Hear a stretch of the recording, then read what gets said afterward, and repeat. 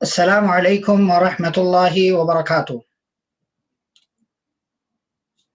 بسم اللہ الرحمن الرحیم، الحمد للہ رب العالمین وبہ نستعین والصلاة والسلام علی رسولہ الامین نبینا محمد وعلی آلہ واصحابہ اجمعین ومن تبعہم بإحسان الی یوم الدین، اما بعد۔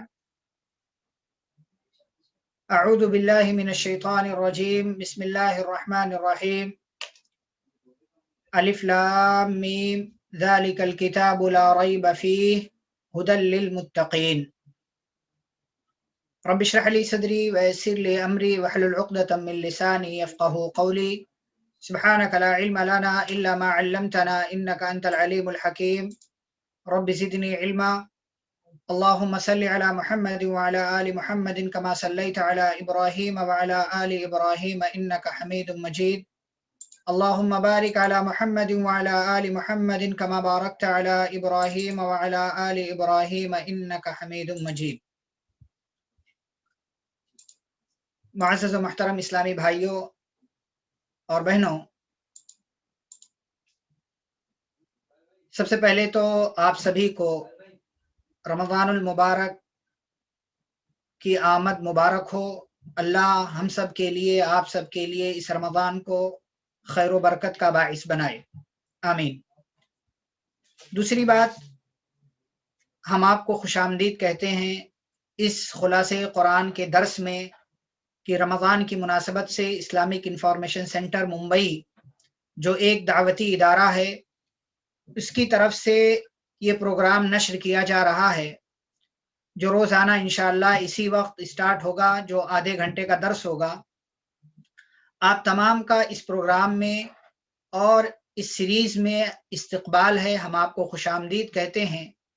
یقیناً قرآن مجید کی عظمت ہم سبھی جانتے ہیں، قرآن کا مقام کیا ہے یہ ہم سب جانتے ہیں، قرآن سے ہمارا تعلق کیسا ہونا چاہیے یہ ہم سبھی کو پتہ ہے۔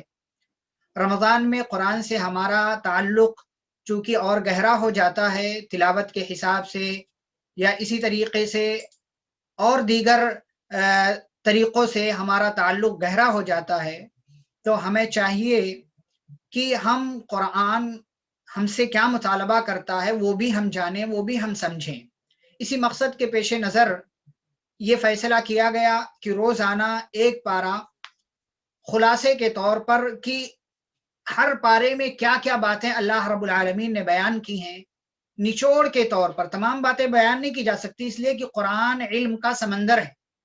ایک ایک آیتوں کی لمبی لمبی تفسیر اور اسی طریقے سے ایک ایک صورتوں کی بہت ساری باتیں اللہ رب العالمین نے بیان کی ہیں، جس کے لیے بہت سارا وقت درکار ہے، بہت سارا وقت لگ سکتا ہے اور لگتا ہے، لیکن صرف آپ کے ذہنوں تک یہ بات پہنچ جائے کہ اس پارے میں اللہ رب العالمین نے بنیادی باتیں کیا بتائی ہیں، یہ ہمارا مقصد ہے، اور یہ آپ تک پہنچ جائے یہ باتیں اور یہ چیزیں، اور آپ کا یا آپ میں سے کسی کا کچھ فائدہ ہو جائے، یہی ہمارا مقصد ہے۔ تو اپنے مقصد میں ہم ظاہر ہیں اور اسی مقصد کو ہمیں لے کر آگے بڑھنا ہے۔ میں آپ سب سے درخواست کروں گا، جس طریقے سے آج آپ سب جڑے ہوئے ہیں اور ابھی لوگ جڑ بھی رہے ہیں، آگے بھی اسی طریقے سے روزانہ آپ سب اس درس میں شامل ہوں اور قرآن کے خلاصے سے آپ سب مکمل طور سے استفادہ کریں۔ یہ ابتدائی کچھ باتیں تھی جو میں نے بیان کی ہیں۔ درس کا جو پیٹرن ہے وہ یہ کہ انشاءاللہ 25 منٹ تک ہم قرآن مجید کا خلاصہ بیان کریں گے، اور پھر اخیر کا جو 5 منٹ ہے وہ پارے کے تعلق سے اگر کسی کا کوئی ڈاؤٹ ہے، کسی آیت کے تعلق سے اگر کوئی بات سمجھ میں نہیں آتی ہے، تو 5 منٹ کا وقت رہے گا، 1-2 لوگ سوال کر سکتے ہیں، پھر اس کے بعد انشاءاللہ ہم یہ درس جو ہے وہ ختم کریں گے۔ میرے بھائی اور بزرگوں، ہم سبھی جانتے ہیں قرآن مجید کے اندر 30 پارے ہیں، 114 سورتیں ہیں۔ قرآن مجید کی سب سے پہلی سورہ سورۃ الفاتحہ ہے، اور سب سے آخری سورہ سورۃ الناس ہے۔ یہ ہم سبھی کو پتا ہے اور معلوم ہونا چاہیے۔ قرآن کا مطلب ہوتا ہے پڑھنا۔ قرآن کو قرآن اسی لیے کہتے ہیں کیونکہ اس کو بار بار پڑھا جاتا ہے، اسی لیے اس کتاب کو، اللہ کے اس کلام کو قرآن کہا جاتا ہے۔ اس کی سب سے پہلی جو سورہ ہے سورۃ الفاتحہ، جسے آپ مقدمہ کہہ سکتے ہیں، جو ہر کتاب کے اسٹارٹ میں بنیادی طور سے لکھا جاتا ہے، سورۃ الفاتحہ یہ قرآن کا مقدمہ ہے، جس کے اندر آگے آنے والے 30 پاروں میں اور ساری آیتوں میں جو باتیں ہیں اس کا خلاصہ سورۃ الفاتحہ میں. اسی لیے اس سورہ کو ام الکتاب کہا جاتا ہے. اسی لیے اس سورہ کے بہت سارے نام ہیں کہ یہ سورہ کتنی عظیم ہے. اس سورہ کا نام السبع المثانی ہے، ام القرآن ہے، الشفا ہے، الرقیہ ہے، الصلاۃ اس کتاب کا نام ہے. پیارے نبی صلی اللہ علیہ وسلم نے فرمایا کہ اللہ کہتا ہے حدیث قدسی، قسمت الصلاۃ بینی و بین عبدی نصفین، کہ میں نے صلات کو اپنے اور اپنے بندے کے درمیان آدھا آدھا بانٹ دیا ہے. یعنی سورۃ الفاتحہ کے تعلق سے اللہ کہتے ہیں کہ اس میں آدھا میرا تذکرہ ہے اور آدھا میرے بندے کا تذکرہ ہے. آپ اسٹارٹنگ سے پڑھیں، الحمدللہ رب العالمین الرحمن الرحیم مالک یوم الدین ایاک نعبد، یہاں تک آدھا ہو گیا. 3.5 آیتیں جس کے اندر اللہ کا تذکرہ ہے کہ ہم اللہ کی تعریف کرتے ہیں کہ وہ رحمان ہے، وہ رحیم ہے، وہ رب ہے، قیامت کے دن کا مالک ہے اور وہی عبادت کے لائق. اس کے بعد 3.5 آیتیں اس میں بندہ اپنا مطالبہ، اپنی بات، اپنی درخواست اپنے رب کے سامنے رکھتا ہے. وَإِيَّاكَ نَسْتَعِينُ، کہ اللہ ہم تجھ سے ہی مدد مانگتے ہیں، تو ہمیں سیدھا راستہ دکھا، ان لوگوں کا راستہ جن پر تو نے انعام کیا، ان لوگوں کا نہیں جن پر تیرا غصہ نازل ہوا یا جو حق بات سے، صحیح راستے سے، صراط مستقیم سے دور ہو گئے، ان کے راستے سے ہمیں بچا لے. تو اس سورہ کا نام الصلاۃ ہے. اسی لیے پیارے نبی صلی اللہ علیہ وسلم نے ایک حدیث کے اندر بیان کیا کہ یہ سورہ کتنی عظیم ہے. لا صلاۃ لمن لم یقرأ بفاتحۃ الکتاب، کہ اس شخص کی نماز ہی نہیں ہوتی کہ جو سورۃ الفاتحہ کی تلاوت نہ کرے.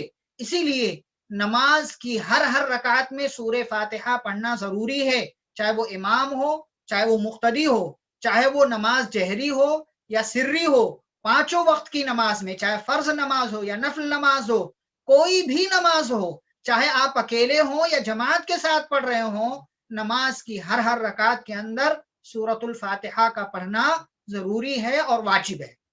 یہ سورۃ الفاتحہ کے تعلق سے بنیادی باتیں جو آپ کے سامنے بیان کی گئی. بہت ساری باتیں سورۃ الفاتحہ کے تعلق سے، لیکن یہ سورہ کی عظمت ہے اور اس سورہ کی اہمیت ہے جو آپ سبھی کو جاننا چاہیے. پھر اس کے بعد آپ دیکھیں سورۃ البقرہ کا آغاز ہوتا ہے، سورہ نمبر 2 قرآن مجید کی، اور اس کی ابتدا میں اللہ نے بات بیان کی، الف لام میم ذالک الکتاب لا ریب فیہ. ہم سبھی جانتے ہیں اور وہی بات میں پھر آپ کے سامنے رکھتا ہوں کہ ہر کتاب کا لکھنے والا جب اپنی کتاب لکھتا ہے تو اسٹارٹنگ میں کیا لکھتا ہے کہ اس کتاب میں ہم نے کوشش کی ہے کہ ساری باتیں ہم صحیح لکھیں، ساری باتیں صحیح ہوں، آتھینٹک ہوں، دلیل کے ساتھ ہوں. اگر کہیں کوئی غلطی ہے تو ہماری طرف سے ہے اور شیطان کی طرف سے ہے، آپ ہمیں اس پر معذور سمجھیں. پھر اسی طریقے سے اللہ رب العالمین نے جب قرآن کا تذکرہ کیا تو اللہ نے قرآن میں کیا کہا؟ ذالک الکتاب لا ریب فیہ. لیکن اس سے پہلے اللہ نے ایک اور آیت میں کیا کہا؟ الف لام میم. یہ کیا ہے؟ ہم الگ الگ کیوں پڑھتے ہیں اس کو؟ سب کو ملا کر پڑھتے ہیں اس کو، ہم الگ الگ کیوں پڑھتے ہیں؟ اس لیے کہ ان کو حروف مقطعات کہا جاتا ہے، یعنی ٹکڑوں میں پڑھے جانے والے حروف. اور قرآن مجید میں بہت سارے مقامات پر یہ ہے، حامیم، عین سین قاف، کاف ہا یا عین صاد، اور اسی طریقے سے بہت ساری چیزیں، قاف ہے. تو ان کو حروف مقطعات کہا جاتا ہے، جن کے بارے میں علماء کا کہنا ہے اللہ اعلم بمرادہ، کہ ان کا صحیح مطلب کیا ہے یہ اللہ رب العالمین کو معلوم ہے. اس کے بعد اللہ نے کیا کہا؟ ذالک الکتاب لا ریب فیہ. یہ کتاب جو آپ پڑھنے جا رہے ہیں یہ کتاب اتنی عظیم ہے کہ یہ کتاب ایسی ہے جس کے بارے میں کوئی ڈاؤٹ نہیں، کوئی شک، کوئی شبہ نہیں ہے. یعنی اس کتاب میں ذرہ برابر کوئی غلطی نہیں ہے، یہ حق کے قریب ہے اور یہی سچی کتاب ہے. اس کے اندر کوئی ڈاؤٹ نہیں، کسی قسم کا کوئی شبہ نہیں ہے. اسی لیے اللہ رب العالمین نے ایک دوسری آیت کے اندر کہا لا یاتیہ الباطل من بین یدیہ ولا من خلفہ، کہ یہ ایسی کتاب ہے کہ جس کے اندر باطل نہ اس کے آگے سے آ سکتا ہے، نہ اس کے پیچھے سے آ سکتا ہے، یعنی کہیں سے بھی باطل اس کے اندر داخل نہیں ہو سکتا۔ یہ کتاب ہر قسم کے شک سے، اضافے سے، کمی سے، نقص سے، عیب سے پاک ہے۔ اس کے بعد ہم دیکھتے ہیں بنیادی طور سے آیت نمبر 3 سے لے کر 20 تک اللہ رب العالمین نے ہدایت اور ضلالت کے اعتبار سے انسان کی 3 قسموں کا تذکرہ کیا ہے کہ انسان کے اندر بنیادی طور سے 3 کیٹیگری پائی جاتی ہے، ہدایت کے اعتبار سے اور ضلالت کے اعتبار سے۔ سب سے پہلے اللہ رب العالمین نے کس کا تذکرہ کیا؟ متقیوں کا۔ کچھ لوگ انسانوں میں ایسے ہوتے ہیں جو اللہ کا تقوی اختیار کرنے والے ہوتے ہیں اور جو اللہ کے بتائے ہوئے طریقے پر چلتے ہیں اور جس چیز سے اللہ نے منع کیا اس سے اپنے آپ کو روک کر رکھتے ہیں، یہ متقی لوگ ہیں۔ ان کا بدلہ کیا ہے؟ اولئک علی ھدی من ربہم واولئک ھم المفلحون، کہ یہ ایسے لوگ ہیں کہ جو اپنے رب کی جانب سے ہدایت پر ہیں اور جو یقیناً کامیاب ہونے والے ہیں۔ یہ اللہ رب العالمین نے متقیوں کے تعلق سے کہا۔ تو یہ انسانوں کی پہلی کیٹیگری جو ہدایت کے اعتبار سے۔ اب ضلالت کے اعتبار سے دو ٹائپ کے لوگ ہوتے ہیں۔ ایک وہ جنہوں نے سیدھا سیدھا کفر کیا، ان الذین کفروا، جن لوگوں نے کفر کیا، سواء علیہم انذرتہم ام لم تنذرہم لا یؤمنون، کہ آپ ان کو ڈرائیں نہ ڈرائیں سب ان کے لیے برابر ہے۔ اب ان کا انجام کیا ہے؟ ختم اللہ علی قلوبہم وعلی سمعہم وعلی ابصارہم غشاوہ وَلَهُمْ عَذَابٌ عَظِيمٌ، کہ اللہ رب العالمین نے ان کے لیے بہت بڑا عذاب تیار کر رکھا ہے۔ یہ دوسری کیٹیگری۔ تیسری کیٹیگری جو ہے منافقوں کی ہے، جو آدھے ادھر ہیں آدھے ادھر ہیں، جو بہت ہی زیادہ خطرناک ہوتے ہیں۔ ایسے لوگوں سے ہمیں اپنے آپ کو دور رکھنا چاہیے اور ایسے لوگوں کی جماعت میں شامل ہونے سے اپنے آپ کو بچانا چاہیے۔ ایسے لوگوں کی جماعت میں اپنے آپ کو ہمیں شامل ہونے سے بچانا چاہیے کہ جو لوگ آدھے ادھر ہیں آدھے لا الہ الا ولا الہ الا، جدھر دیکھتے ہیں کہ فائدہ ادھر چلے جاتے ہیں۔ اللہ رب العالمین نے ایسے لوگوں کو بے وقوف کہا، الا انہم ھم السفہاء ولکن لا یعلمون، ایسے لوگ بے وقوف ہیں لیکن انہیں پتہ نہیں ہے۔ یکاد البرق یخطف ابصارہم کلما اضاء لہم مشوا فیہ، آگے اللہ نے ان کا انجام ذکر کیا ہے کہ یہ اپنے انجام سے بے خبر ہیں۔ صم بکم عمی فہم لا یرجعون، یہ اندھے ہیں، گونگے ہیں، بہرے ہیں، یہ پلٹ کر نہیں آ سکتے کیونکہ انہیں یہ لگتا ہے کہ جو ہم کر رہے ہیں وہی سچ ہے۔ تو یہ ہدایت اور ضلالت کے اعتبار سے انسان کی 3 قسمیں۔ ہمیں چاہیے کہ بقیہ 2 قسموں سے بچتے ہوئے ہم اپنا شمار متقیوں میں کرائیں جس کا تذکرہ اللہ رب العالمین نے کیا ہے۔ اس کے بعد آیت نمبر 21 میں اللہ نے اس قرآن کا سب سے پہلا حکم دیا، کیا کہا؟ یا ایھا الناس اعبدوا، اے لوگو اپنے اعبدوا ربکم، اپنے رب کی عبادت کرو۔ کس رب کی؟ جس نے تمہیں پیدا کیا، تم سے پہلے کے لوگوں کو پیدا کیا۔ کیوں؟ لعلکم تتقون، تاکہ تم اللہ کا تقوی اختیار کرو، تاکہ تم اللہ کا تقوی اختیار کرو۔ تو ہماری زندگی کا مقصد یہ ہے کہ ہم اللہ کا تقوی اختیار کرنے والے بن جائیں اور اس کی عبادت کریں، اچھے اعمال کریں تاکہ بدلے میں ہمیں جنت مل جائے۔ اور اسی مقصد، یہی سب سے بڑا مقصد ہے زندگی کا، اور اسی مقصد کو، اسی چیز کو اللہ نے سب سے پہلا آرڈر بنا کر قرآن مجید کے اندر ذکر کیا، یا ایھا الناس اعبدوا ربکم، اے لوگو جس مقصد کے لیے تمہیں دنیا میں بھیجا گیا اسے بھولنا نہیں، اپنے رب کی عبادت میں لگے رہو۔ پھر اللہ رب العالمین نے آگے قرآن کا چیلنج ذکر کیا۔ کچھ بیوقوف ہیں جو قرآن پر انگلیاں اٹھاتے ہیں کہ یہ قرآن کے اندر کمی ہو گئی ہے، زیادتی ہو گئی، اس کے اندر فلاں اور فلاں خرابیاں ہیں۔ اللہ نے کہا وَإِن كُنتُمْ فِي رَيْبٍ مِّمَّا نَزَّلْنَا عَلَىٰ عَبْدِنَا فَأْتُوا بِسُورَةٍ مِّن مِّثْلِهِ وَادْعُوا شُهَدَاءَكُم مِّن دُونِ اللَّهِ إِن كُنتُمْ صَادِقِينَ، کہ اگر تمہیں اس کتاب کے بارے میں شک ہے تو اس جیسی ایک سورہ پیش کر دو اور جس کو چاہو بلا لو اللہ کو چھوڑ کر، اگر تم سچے ہو۔ پھر اللہ نے کہا فَإِن لَّمْ تَفْعَلُوا وَلَن تَفْعَلُوا، اور اگر تم نے یہ کام نہیں کیا، وَلَن تَفْعَلُوا، اور کبھی کر بھی نہیں سکتے، یعنی اللہ نے کہا کہ یہ تم چاہتے ہو نا، تمہارا دعویٰ ہے کہ تم بھی جیسا پیش کر سکتے ہو تو کرو، اور تم نہیں کر سکتے۔ وَلَن تَفْعَلُوا، اور ہرگز نیور کبھی بھی نہیں کر سکتے تم۔ فَاتَّقُوا النَّارَ الَّتِي وَقُودُهَا النَّاسُ وَالْحِجَارَةُ، تو ڈرو اس آگ سے جس کے ایندھن انسان اور پتھر ہیں۔ اُعِدَّتْ لِلْكَافِرِينَ، اور جو کافروں کے لیے تیار کر دی گئی ہے۔ تو یہ کتاب ہر قسم کی کمی سے، زیادتی سے، عیب سے، نقص سے، ہر قسم کی خرابی سے پاک ہے، کیونکہ یہ اللہ کا کلام ہے اور اللہ نے اپنے کلام کی حفاظت کی ذمہ داری لی ہے۔ پھر اللہ رب العالمین نے آگے آیت نمبر 30 سے لے کر 37 تک، 30 سے لے کر 37 تک اللہ رب العالمین نے حضرت آدم علیہ السلام کی تخلیق، پھر اس کے بعد علم کی اہمیت، علم کا مقام و مرتبہ، اور ابلیس کا سجدے سے انکار کر دینا کہ کس طریقے سے اللہ نے حکم دیا کہ آدم کا سجدہ کرو، تمام فرشتوں نے سجدہ کر لیا، ابلیس نے نہیں کیا۔ ابلیس فرشتہ تھا؟ ابلیس فرشتہ تھا؟ نہیں۔ ابلیس چونکہ فرشتوں کے ساتھ رہتا تھا، یہ جناتوں میں سے تھا، جیسا کہ اللہ نے سورہ کہف کی آیت نمبر 50 میں ذکر کیا ہے، لیکن چونکہ فرشتوں کے ساتھ رہتا تھا اس لیے یہ بھی اس حکم کے اندر داخل تھا، لیکن اس نے سجدے سے انکار کر دیا۔ نتیجہ کیا ہوا کہ اللہ رب العالمین نے اسے کہا کہ تو آج سے مردود ہے اور تو رجیم ہے، تو یہاں سے دھتکارے جانے کے لائق ہے۔ نتیجہ یہ ہوا کہ اللہ رب العالمین نے اسے مردود قرار دے دیا۔ پھر آدم علیہ السلام سے غلطی ہوئی جنت کے اندر، اور نتیجے کے طور پر سزا یہ ملی کہ آدم علیہ السلام کو بھی دنیا کے اندر بھیج دیا گیا، حضرت حوا کو بھی بھیج دیا گیا، شیطان ابلیس کو بھی بھیج دیا گیا، اور پھر اس کے بعد ایک اصول اللہ رب العالمین نے بیان کیا کہ دنیا میں جاؤ، ہماری طرف سے ہدایت آئے گی، باتیں بتائی جائیں گی، رسول آئیں گے، پیغمبر آئیں گے، جو ہماری ہدایت کی اتباع کرے گا اسے جنت ملے گی۔ والذین کفروا وکذبوا بآیاتنا اولئک اصحاب النار هم فیہا خالدون، لیکن جنہوں نے ہماری آیتوں کا انکار کیا اور اسے جھٹلا دیا تو یہی لوگ جہنمی ہیں جس کے اندر وہ ہمیشہ ہمیش رہیں گے۔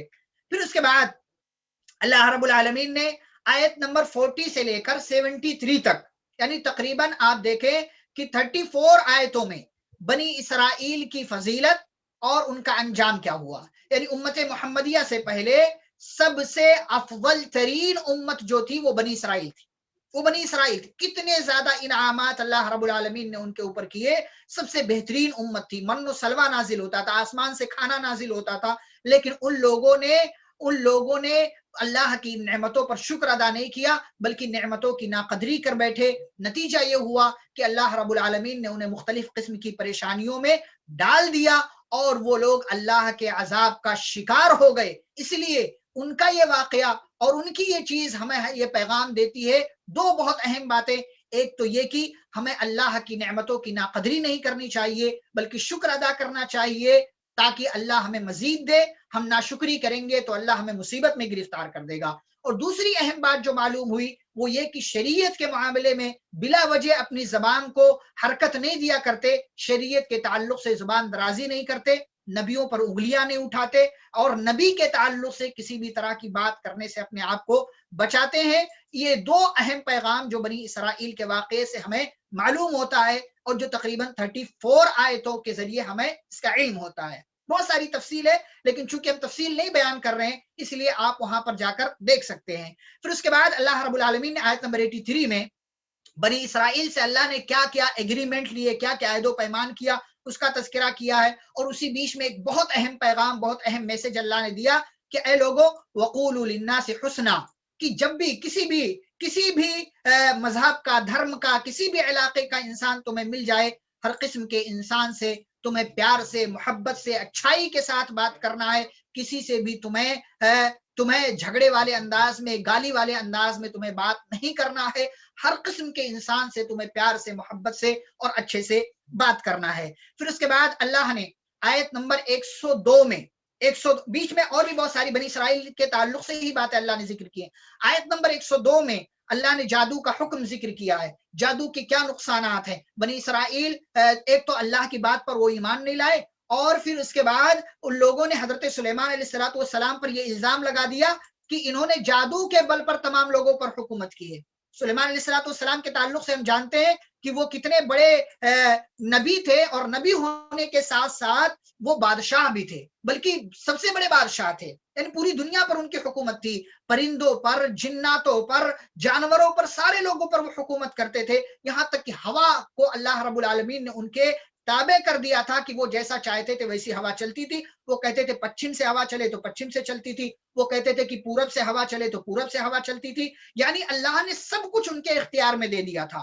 تو یہ بنی اسرائیل کے لوگ الزام لگایا کہ یہ سلیمان علیہ السلام نے جادو کے بل پر یہ سارا کام کیا ہے. اللہ نے کہا وما کفر سلیمان، جادو کر کے سلیمان علیہ السلام نے کفر کا کام نہیں کیا. یعنی وہ جادو کفر ہے، اور معاذ اللہ نعوذ باللہ حضرت سلیمان علیہ السلام نے جادو کا عمل نہیں کیا، اس لیے کہ جادو اگر وہ کرتے تو ظاہر سی بات ہے کفریہ کام ہوتا. اور اللہ رب العالمین نے حضرت سلیمان علیہ السلام کے تعلق سے اس بات کا کنڈم کیا، اس بات کو دور کر دیا کہ سلیمان علیہ السلام نے کفر کا کام نہیں کیا. آیت نمبر 104 میں اللہ نے ایک اور چیز ذکر کی ہے، بہت اہم چیز، کہ ہمارے نبی صلی اللہ علیہ وسلم کا اتنا اونچا مقام ہے، ہمارے لیے اتنے ریسپیکٹڈ ہیں، اتنے معزز ہیں وہ، کہ اللہ نے کہا کہ ایمان والو کہ جس لفظ سے نبی کی شان میں گستاخی کا بھی اندیشہ ہو، اس لفظ کے استعمال سے، اس لفظ کے یوز کرنے سے اپنے آپ کو بچاؤ. یہودی آتے تھے، ایک لفظ استعمال کرتے تھے پیارے نبی صلی اللہ علیہ وسلم کے پاس، ایک لفظ عربی زبان کا راعی، راعی مطلب خیال کرنا، اور جب اس کے ساتھ نہ لگ جائے، نہ کی ضمیر یعنی جمع متکلم کی ضمیر، راعینا ہمارا خیال کرو، اچھا لفظ ہے. لیکن یہودی آتے تھے تو زبان کو ٹیڑھا کر کے کہتے تھے راعینا، راعینا نہیں کہتے تھے بلکہ کیا کہتے راعینا. اب راعی کا مطلب ہو جاتا چرواہا، یعنی بھیڑ بکریاں چرانے والا. معاذ اللہ وہ نبی صلی اللہ علیہ وسلم کے تعلق سے یہ نہیں کہتے تھے کہ راعینا ہمارا خیال کرو، بلکہ کہتے تھے راعینا ہمارے بھیڑ، ہمارے چرواہے، ہمارے چرواہے وہ کہتے تھے. اللہ نے کہا ایمان والوں کو، اے ایمان والو اس لفظ کو استعمال ہی مت کرو، راعینا کا لفظ استعمال ہی مت کرو. کیا کہو؟ انظرنا، کہ ہمیں بھی دیکھو، ہمارا بھی خیال کرو، ہماری طرف بھی نظر گھما لو. یہ اللہ نے اس لفظ کے استعمال سے ہمیں منع کر دیا جس لفظ کے استعمال سے پیارے نبی صلی اللہ علیہ وسلم کی شان میں گستاخی کا بھی اندیشہ ہوتا ہو. لہٰذا ہمیں نبی کا مقام سمجھنا چاہیے اور لوگوں کو نبی کے مقام کے بارے میں ہمیں جانکاری دینا چاہیے. پھر آیت نمبر 111 اور 112 میں اللہ نے یہ کہا کہ خواہشات سے بات نہیں بنتی. بہت سارے لوگ کہتے ہیں نا ہم مسلمان ہیں، جنت تو ہماری ہے. نہیں، اللہ کے یہاں اصول چلتا ہے، قانون چلتا ہے، اللہ کے یہاں عمل دیکھا جاتا ہے. یہودی بھی کہتے تھے کہ جنت میں یہودی جائیں گے، عیسائی بھی کہتے تھے جنت میں صرف عیسائی جائیں گے. اللہ نے کہا تلک امانیہم، یہ ان کے اپنی دل کی بات ہے، یہ ان کی اپنی آرزو ہے. قل ہاتوا برہانکم ان کنتم صادقین، ان سے کہو کہ دلیل دے دیں کہ اللہ سے انہوں نے ایگریمنٹ لیا کہ جنت میں یہی لوگ جائیں گے. اگر تم سچے ہو تو دلیل لے کر آ جاؤ. اللہ نے کہا آرزوؤں سے، تمنا کرنے سے بات نہیں بنا کرتی، بلکہ اللہ کے یہاں دلیل دیکھا جاتا ہے، پروف دیکھا جاتا ہے، اور عمل کا اعتبار اللہ کے یہاں ہوتا ہے. پھر آیت نمبر 114 میں اللہ نے کہا کہ کچھ لوگ دنیا میں ایسے ہیں جو اللہ کی مسجدوں میں داخل ہونے سے لوگوں کو روکتے ہیں. ہمارے ہاں دیکھیں بہت سارے لوگ اپنی اپنی مسجدوں میں بورڈ لگا کر رکھتے ہیں کہ فلاں مسلک کا داخلہ بند ہے، فلاں لوگوں کا داخلہ بند ہے، فلاں لوگ نہیں آ سکتے، فلاں لوگ نہیں آ سکتے. اللہ نے کہا ومن اظلم ممن منع مساجد اللہ ان یذکر فیہا اسمہ وسعی فی خرابها، اس شخص سے بڑا ظالم کون ہو سکتا ہے کہ جو اللہ کی مسجد میں اللہ کے بندوں کو آنے سے روکتا ہو. اس شخص سے بڑا ظالم کوئی نہیں ہو سکتا. وسعی فی خرابها، اور مسجد کا ماحول وہ خراب کرتا ہو. یا اسی طریقے سے اللہ رب العالمین نے کہا کہ لوگوں کو مسجد سے روکنا یہ ظلم ہے، اور ایسا انسان سب سے بڑا ظالم ہے. اولئک ما کان لهم ان يدخلوها الا خائفین لهم فی الدنیا خزی ولهم فی الآخرۃ عذاب عظیم. یہ ایسا جرم ہے کہ ایسا کام کرنے والوں کے لیے دنیا میں بھی رسوائی ہے اور آخرت میں بھی رسوائی ہے، اور آخرت میں ایسے لوگوں کے لیے بڑا عذاب ہے. مسجد اللہ کا گھر ہے، کوئی بھی آ سکتا ہے، عبادت کرے، انجام دے، اللہ کے لیے رکوع سجدہ کرے اور پھر اس کے بعد چلا جائے. اللہ رب العالمین نے اسی بات کا ہمیں حکم دیا ہے. پھر آیت نمبر 124 سے لے کر 129 میں اللہ رب العالمین نے حضرت ابراہیم علیہ السلام کا ذکر خیر کیا ہے کہ اللہ نے انہیں دنیا کے لوگوں کا امام بنا دیا. پھر اس کے بعد اللہ نے کس کس طریقے سے ان کی آزمائش لی اور کس کس طریقے سے وہ امتحان میں کامیاب ہوئے، اللہ نے اس کا تذکرہ کیا ہے. اور پھر ایک اور اہم بات جو میں آج کے اس درس کے حوالے سے آپ تک پہنچا رہا ہوں کہ حضرت ابراہیم علیہ السلام نے خانہ کعبہ کی تعمیر کی، ان کے بیٹے نے ان کا ساتھ دیا، پتھر اٹھا اٹھا کر لاتے تھے حضرت اسماعیل علیہ السلام اور اپنے ابو جان حضرت ابراہیم علیہ السلام کو دیتے تھے، وہ خانہ کعبہ کی تعمیر کرتے تھے. جب یہ باپ بیٹے خانہ کعبہ کی تعمیر سے، جو دنیا کا سب سے بہترین گھر ہے، اس کی تعمیر سے فارغ ہو گئے تو ان لوگوں نے اللہ سے دعا کیا रब्बना तकब्बल मिन्ना इन्नका अंतस समीउल अलीम। आज देखें कि हम कोई अच्छा काम कर लेते हैं, कैसा भी हमने किया हो, हम ये सोचते हैं कि ये अमल हमें जन्नत दिला देगा। उम्मीद रखना अच्छी बात है, लेकिन उसके साथ साथ उस अमल के कबूल होने की भी हमें अल्लाह से दुआ करना चाहिए। हम नमाज पढ़ लें, उसके कबूल होने की अल्लाह से दुआ करें। हम कोई और इबादत कर लें, उसके कबूल होने की अल्लाह से दुआ करें। हजरत इब्राहिम और उनके बेटे हजरत इस्माइल अलैहिस्सलातु वस्सलाम दोनों ने खाने काबा की तामीर की, और तामीर करने के बाद अल्लाह से दुआ मांगते हैं, रब्बना तकब्बल मिन्ना इन्नका अंतस समीउल अलीम, कि हमारे रब हमसे इस काम को कबूल कर ले, बेशक तू सुनने वाला जानने वाला है।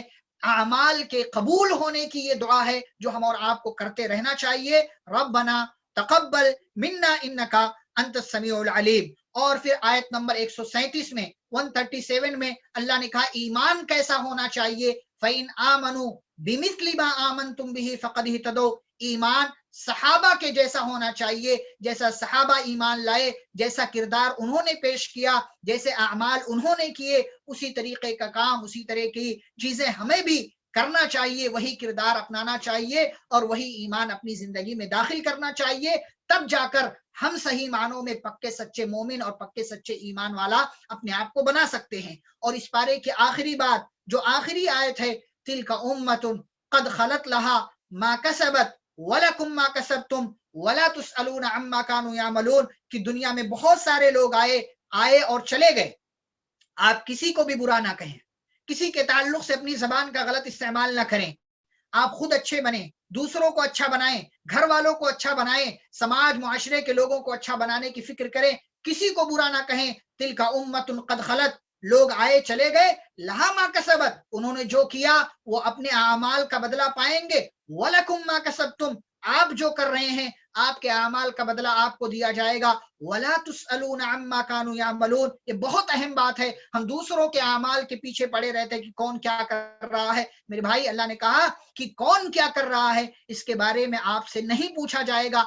आपने क्या किया है, आप क्या कर रहे हैं और आप दुनिया से क्या करके जा रहे हैं, इसके बारे में आपसे सवाल किया जाएगा। तो ये पारा नंबर 1 का खुलासा अलग अलग पॉइंट की शक्ल में आपके सामने पेश किया गया। उम्मीद की आपको बात समझ में आई होगी और आपको बहुत सारी जानकारियां मिली होंगी कि अल्लाह ने पहले पारे में कौन कौन सी बातें बयान की हैं। अल्लाह रब्बुल आलमीन से हम दुआ करते हैं कि अल्लाह हम सभी को कुरान मजीद पढ़ने, समझने, अमल करने और इसकी बातों को दूसरों तक पहुंचाने की तौफीक अता फरमाए, और हम सभी को अल्लाह कुरान के हुकूक को अदा करने की तौफीक दे, रमज़ान का सही इस्तेमाल करने की और कुरान मजीद से हमें ज़्यादा से ज़्यादा फ़ायदा उठाने की तौफीक अता फरमाए।